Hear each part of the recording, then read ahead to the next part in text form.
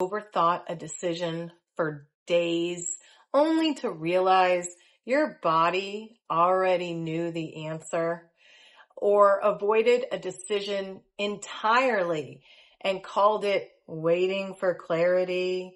How does the body narrow options without endless mental debate? So Laura, what is decision calibration? Decision calibration is when the body senses which choice keeps everything aligned. It's not about arguing.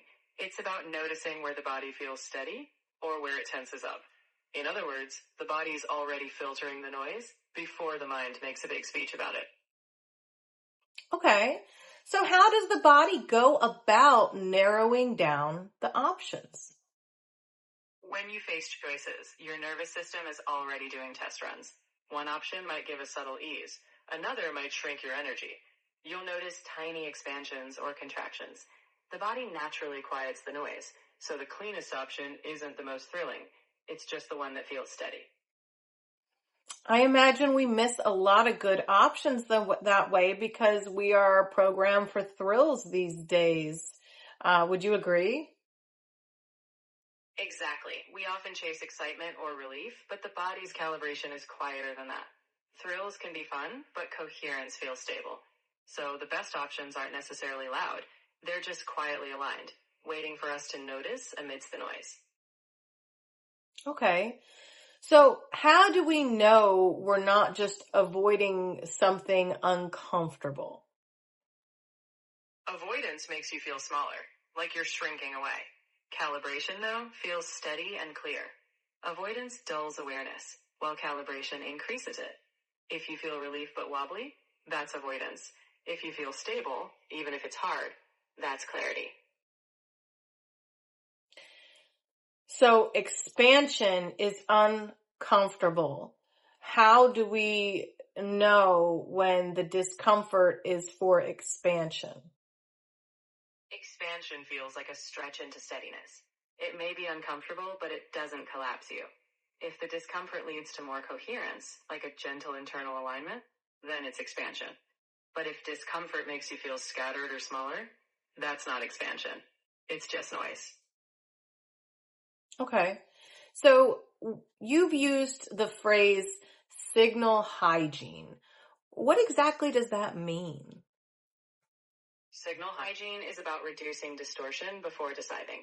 If you're sleep deprived, stressed, or emotionally charged, your signals get messy. A clean decision needs a steady baseline. So calibrate when you're regulated, not when you're running on adrenaline.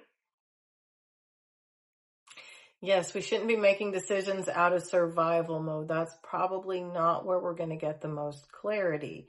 So why does overthinking exhaust people so much? Mental activity isn't physical, so it doesn't seem that draining, but it is. Why is that? Overthinking is exhausting because it tries to override what the body already knows. The mind argues, but the body has already sensed what's coherent. The more you debate, the more you activate your system. And ironically, that reduces clarity. So we're not tired from thinking. We're tired from fighting what's already clear. So when you find yourself overthinking in a loop and getting exhausted, it's because you're fighting what your body has already perceived as the right answer and you don't like it, and maybe you're fighting the discomfort of something that is good for you? Exactly. When you overthink, you're often wrestling with discomfort.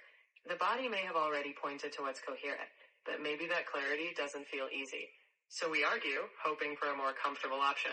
But true calibration doesn't need endless debate. It just requires trusting that steady signal, even when it's a bit uncomfortable. So what's something simple someone can do to help calibration? One simple practice. Take each option. Imagine you've chosen it. Then pause and notice your breath, your shoulders, your jaw. If your body braces or tightens, that's a sign. If it stays steady, that's a sign. Don't ask if it's perfect. Ask if it keeps you aligned. Coherence will feel steady, not forced.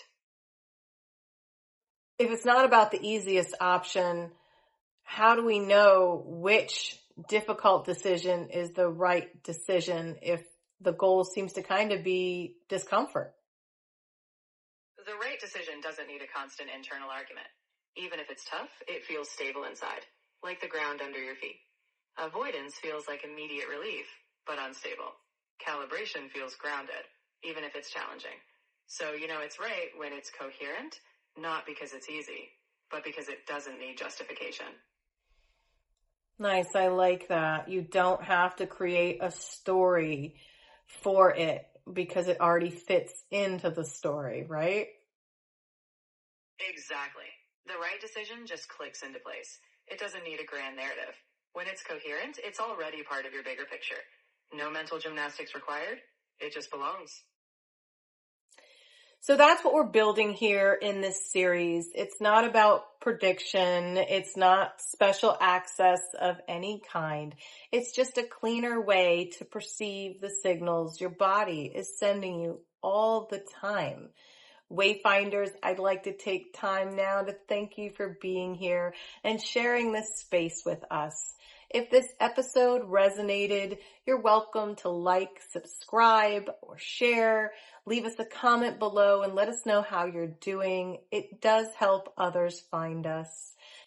Next episode is episode 7, and we are going to discuss environmental reading. We're going to explore how we interact with spaces and systems and what that means to our body's signals.